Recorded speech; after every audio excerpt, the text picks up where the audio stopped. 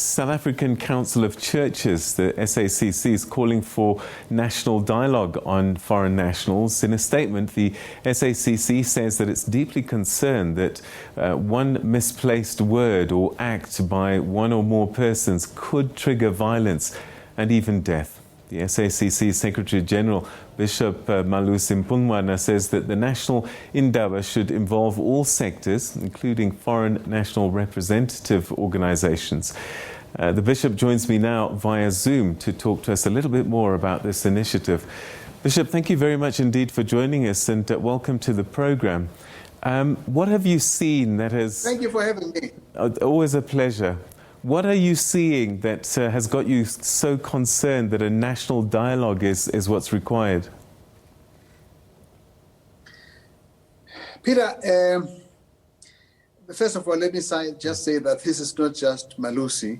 This is the leaders of the South African Council of Churches that is made up of a number of churches across the country. But what we are seeing is something that has been sort of chronically, murmuring as well as percolating below the surface, and occasionally bursts into some trouble or the other.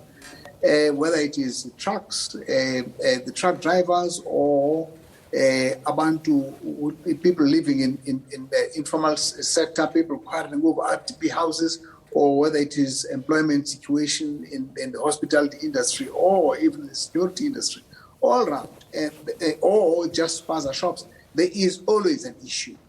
And there doesn't seem to be a way of bringing it to conclusion of how South Africans will live and how they will relate to foreign nationals, in a way that's sort of sustainable. And so these are some of the things. And we're saying that really it does need an indaba so that everyone that has got a voice can come to the fore. We need to accept and recognize the pain of 75% of South African youth that are unemployed. I mean, it means in every street, if you like, 7, 8 out of young people out of every 10 are out of work, and they see the sun rising, they see the sun setting, and somebody says to them, you know what? All those restaurants are employing foreigners. That's why you don't get a job. All those security companies are employing foreigners. That's why you don't have a job. And this is the kind of narrative that can only be resolved when we bring all the facts to the table and address them. But we've got to do it in a way that ensures that we don't only deal with the matter of foreign nationals, but also we're able to deal with the poverty and inequality of our society and bring those things. They must come to a common point because they all belong together.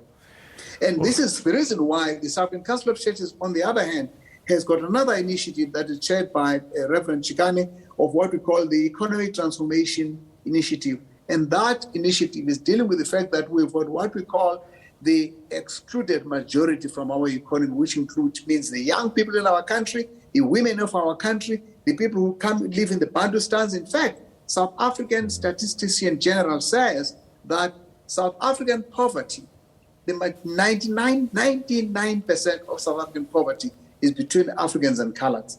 And these people make up 90% of the voting population. That tells you that it is the political powder keg. All right. There's quite a lot that you've said and quite a bit for us to unpack. But let's start with the dialogue, the indaba, and putting facts on the ground. What will be said there, do you think, that will change the sentiment? If some people believe that this is what's happening, it's going to be very hard to move them away from that position. So what can be said at this indaba to try and perhaps change sentiment and feeling? The indaba is not about changing sentiments. It's about finding solutions. What must be done to bring some kind of stability to our environment in a way that answers the questions that people are raising. So it's not a place to shut down people's attitudes. It is a place to bring to the table all attitudes and then say, what are we going to do about this and this and this and that? And for example, just give you one example. You find that there are people that are would normally, don't say legal, let's say legitimate. They are legitimate refugees in the country, but who have waited 15 years for documentation because of backlogs in the home affairs system. That's just one area that you need to deal with. Then there's a whole area of corruption at the border, of how people can actually buy their way in. There's the whole area of, in other words, when people talk about illegal foreigners, when I accost a person and say, you're a foreigner, show me your legality. First of all, I have no official, right, really, or capacity to make these demands. And when I accost you, I don't tell where I must take you after I've moved you. Just take the example of the people that were, the youth in Soweto who are really very disgruntled. I mean, they're really up in, I'm hearing this from all the pastors, but then they go and remove, vendors from stalls who are non-South Africans.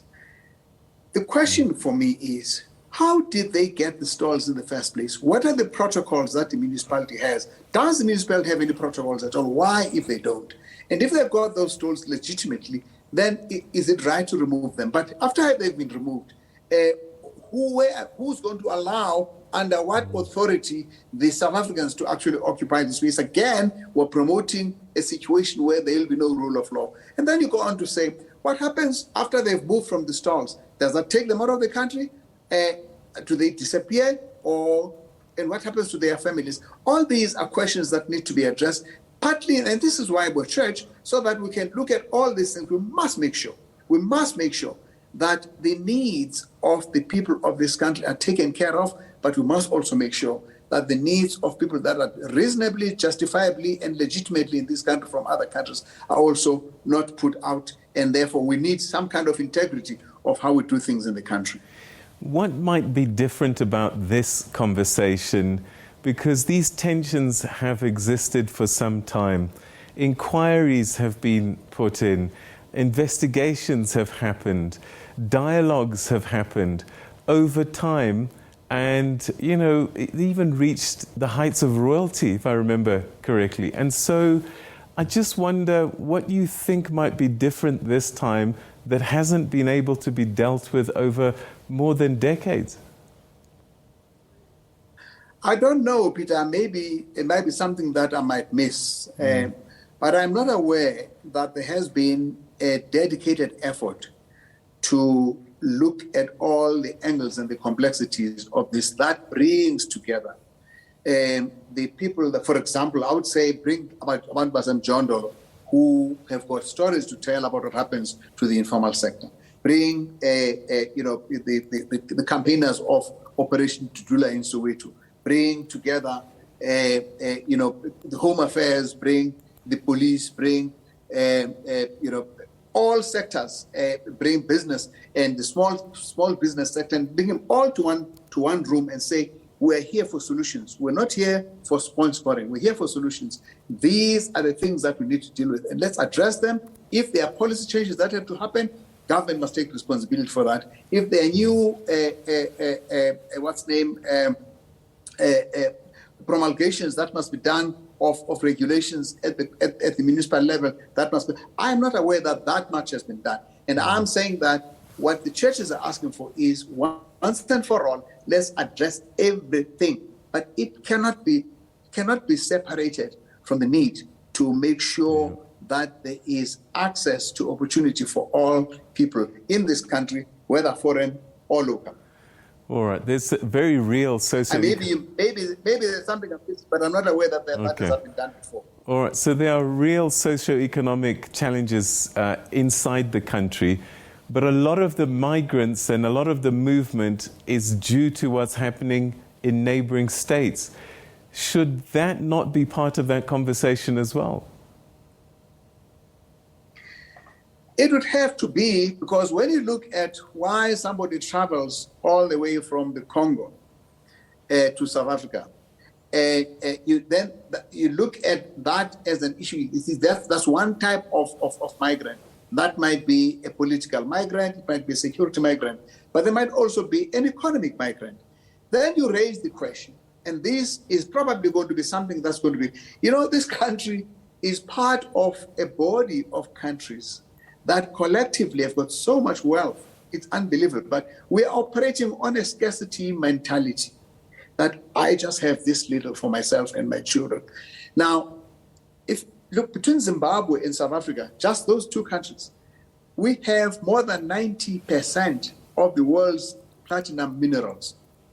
This is not to mention the gas fields of Mozambique that are now under threat from the insurrectionists. This is not to mention the oil fields of Angola and all the other opportunities that we have in the mineral wealth of Southern Africa, which, if exploited as a common heritage of all the countries, you begin to see that actually we have enough for everybody. And you can begin to say that for petrochemicals, we shall send all our students to Angola. Can you imagine? You have South Africans, Zimbabweans, Mozambicans, Basotho, Botswana, Namibians in one country, in one university, studying something that's common to all of them. Suddenly, the professionals, the people that are responsible for driving the economies, suddenly see themselves as people that can work together. And you do the same when you say what, then you say, for example, this will come into February, we're going to have a mining indaba.